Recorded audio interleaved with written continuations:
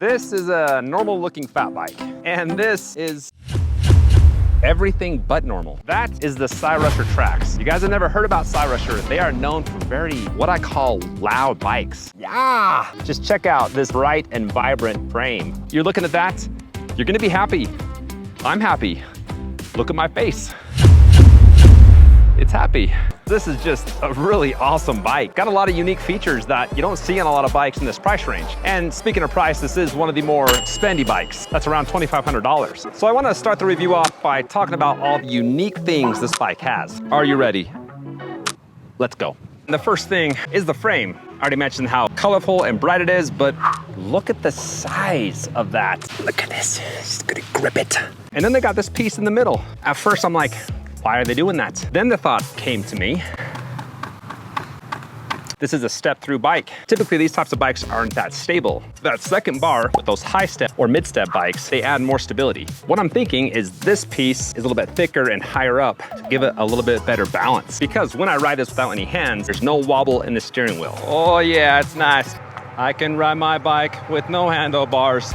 The second unique feature about this is the length of the bike. I measured this in my garage and it was 80 inches long. The electric, that first bike I showed you in the beginning of the video, that was only 75 inches. 5 inches doesn't seem like a big difference, but when it comes to bikes, it is. And what that gives you is just better stability.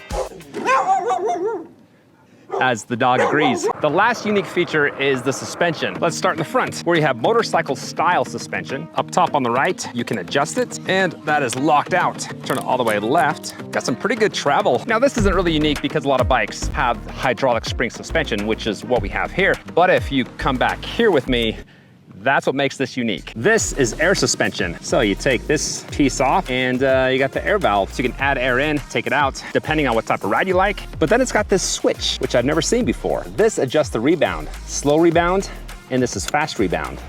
Do a little demonstration. I feel like that is slow rebound. Feels pretty stiff.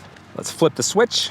Oh no, that's, that's more stiff. All right, now as far as the rest of the stuff, power, torque, brakes, it's pretty much standard for a $2,500 bike. For example, you got a 750 watt motor that peaks out at 1,500 watts and delivers 80 Newton meters of torque. And when you max all that out, you got a pretty poppy acceleration. Okay, you actually don't. It's actually a very gentle and slow acceleration, but if you keep on holding that throttle down, it will eventually top out at 28 miles per hour. Now you can also get there pedaling, but this is a torque sensor bike, which means that you have to work for it. Casually pedaling on the 7th gear, I'm only going 20 miles an hour, but if I really start to crank down, come on, let's go. And now I'm hitting 28. All right, so what that means is that you really have the best of both worlds with this bike. Torque sensor bikes are good for single track trails, off-road riding. It's a power on demand type of a bike. With the throttle, I like that they gave you full power. A lot of bikes don't do that. Sometimes they cap that out at 20 miles per hour. And so it makes this bike a commuter bike as well. And that's all I have to say about that. All right, so let's talk about range for a minute. The battery on this is a little bit bigger than most fat bikes. Most fat bikes have about a 48 volt. This has a 52 volt, 20 amp hour. And they say that takes 5 to 7 hours for a recharge and can take a rider up to 56 miles. So pretty good battery and pretty good range. I like that. And thank you, Cloud, for the nice shade you have provided. And that battery has a charge cycle of 800 times. So you take 800 times 56, you got over 44,000 miles. That's like going from California to New York a couple of times. All right, guys, now I want to talk about comfort. And the first thing is this is a step-through bike. Typically, I don't like step-through bikes because of that unbalancing effect. With that middle piece, that takes care of that. Let me talk about the saddle because I like the design. It's got this stripe in the back part of it. And there's a vent hole in there with the vents angled. So it shoots that air right up in there. You got pretty soft tires. These are Canada 24 by 4 inch all-terrain tires, not the knobbiest tire. This is what I would call a gravel tire. Good for trails and for city riding, not so much for off-road. Up front, you have nice and smooth hydraulic brakes. They say it has a rider size of 5'4" up to 6'6". I'm a 5'11" guy, and it's a pretty aggressive riding posture. Okay, we have come to the parts where I talk about the things that I didn't like, and I'm gonna be a little bit picky because this is a spendy bike. There are some things that I felt that they should have had for what you're paying for. And if first are better pedals. Those are just kind of cheap filling, not my favorites. The second is the manual tail lights. They should have ran some wiring back there to link those to the brake levers. Cords in the front are a little bit messy. The welding scars are pretty heinous, especially with this piece in the middle that I talked about earlier. However, in the head tube, it's nice and smooth. I thought it was pretty heavy. It's 87 pounds. That's about 10 to 15 pounds heavier than most step-through bikes. They do give you rear view mirrors, but they are really the cheapest mirrors you can buy. You got two of them, they just wrap around the grip.